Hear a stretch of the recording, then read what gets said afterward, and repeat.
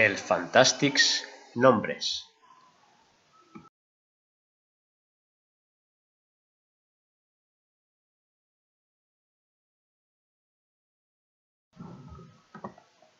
Aquest curs, a l'hora de plantejar-nos el tema del nostre conte i estant immersos en un dur i divertit treball del concepte de multiplicació a matemàtiques, vam decidir en assemblea que la literatura i les matemàtiques no estan tan allunyades i que amb les matemàtiques també es poden crear històries i aventures genials.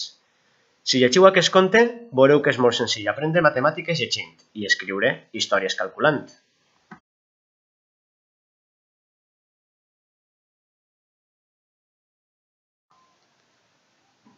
Capítol 0. El Zero és un nombre molt curiós. Té la curiosa habilitat de fer desaparèixer les coses. Tan sols ha de multiplicar-se per l'objecte o cosa que vol eliminar i zas, desapareix. Una vegada a una ciutat molt llunyana, que s'anomenava Fondo de Numerini, situada a una illa de l'oceà Pacífic, hi havia una paloma que tenia un cofre.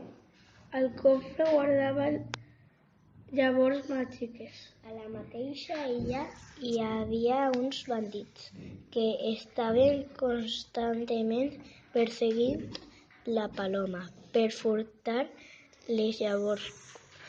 Quan Zero es va assabentar del que passava, va decidir multiplicar bandits. Però, clar, ja sabem què passa quan multipliquen alguna cosa per 0.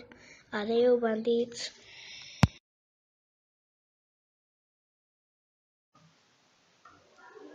Capítol 1.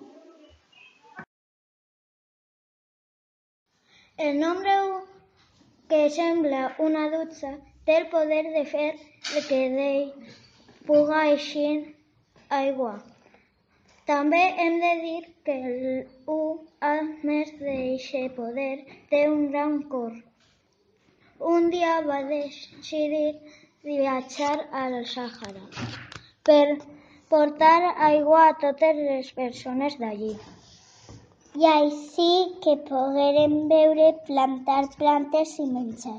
Es va ficar tan content del que havia aconseguit que des d'aleshores es dedica a viatjar pel món per repartir aigua allà on més necessitaria.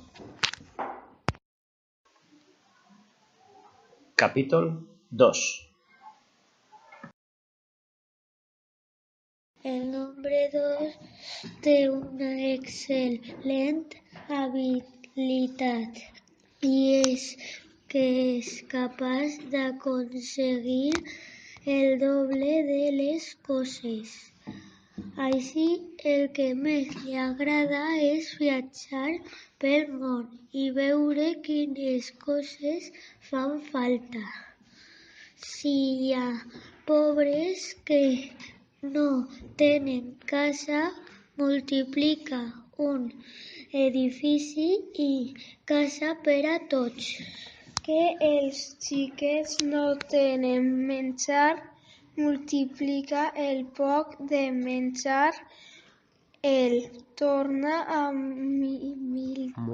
multiplicar i així aconsegueix que tot món puga menjar. Que fan falta joguets, doncs multiplica els joguets i joguets per a tots. Capítol 3.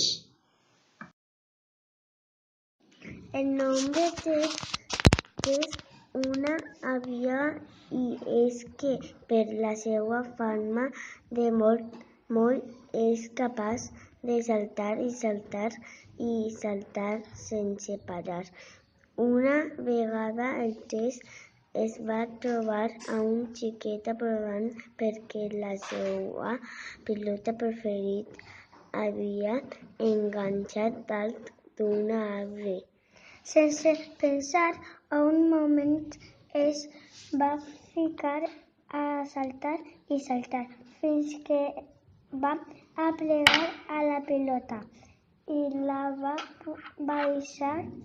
El xiquet es va ficar content i va agrair el tres la seva ajuda.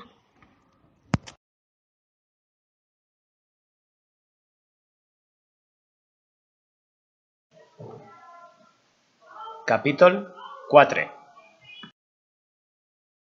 El 4 és un nombre genial i imprescindible per a aquells dies que ens falten energia, com que si li donem la volta té forma de cadira, ha desenvolupat un inestimable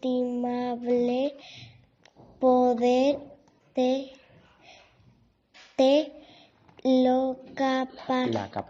la capacitat de fer tornar les energies a tot aquell que ho necessita.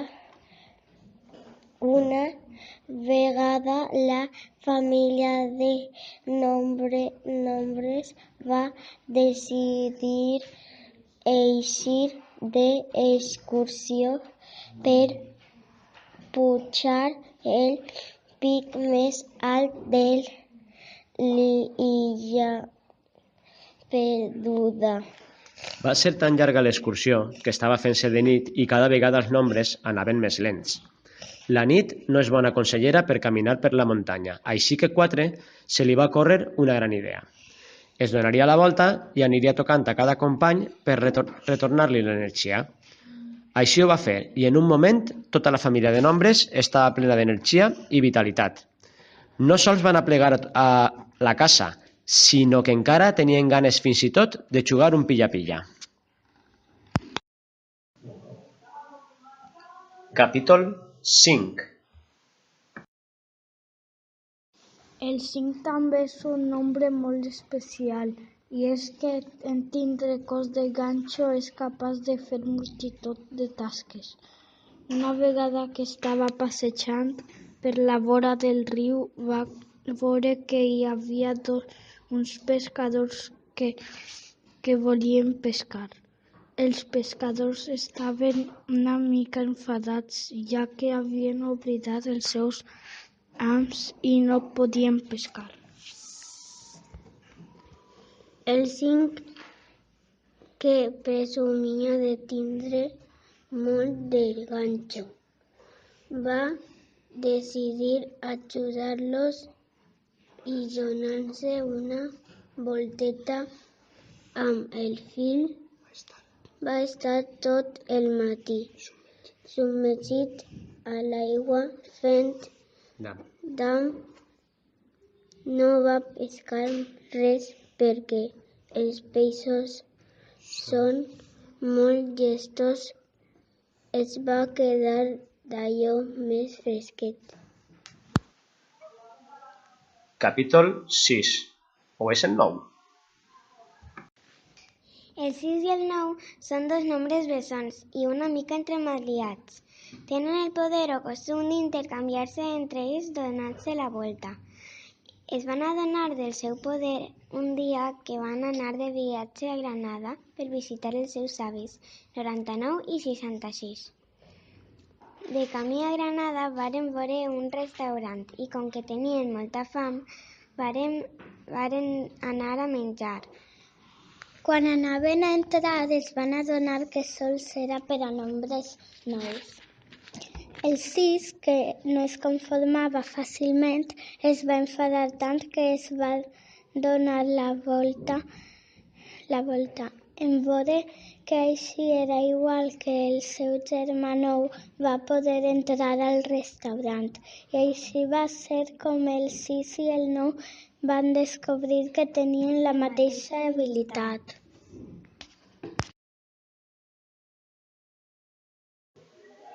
Capítol 7. El nombre 7, per la seva forma de trineu, quan es tomba, té l'habilitat de transportar. Sí, és un excel·lent vehicle. Una vegada un gat va cridar al 7 perquè volia anar a Venezuela. Allí, una xiqueta anomenada Isabela els va convidar a la seva casa. Van veure una pel·lícula i van prendre una xocolata tots junts. Va ser un viatge genial.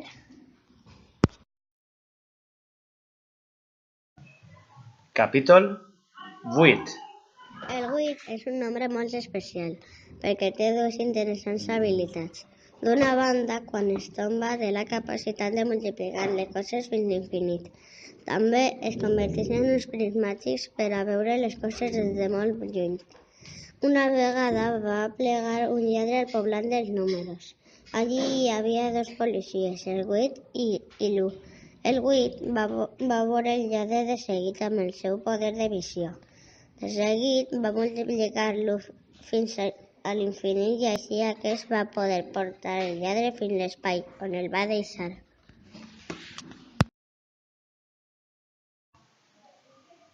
Capítol 10. Us presentem al nostre amic Déu.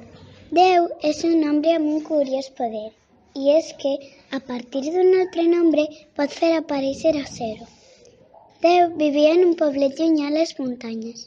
Un dia va fer molt de vent i tots els nombres van córrer a refugiar-se a les seues cases. Quan el marolatge va acabar, van eixir tots a la plaça del poble, però es van adonar que el 0 no estava. Sense el 0, tots els nombres estaven molt tristos, així que a Déu se li va ocórrer que si el multiplicava per qualsevol altre nombre, seria capaç de crear aquest mateix nombre i un 0. Això va fer tocar el 3 i amb el seu poder va fer aparèixer el 30, un 3 i un 0. Tots es van ficar molt contents perquè de nou la família de nombres tornava a ser estar completa.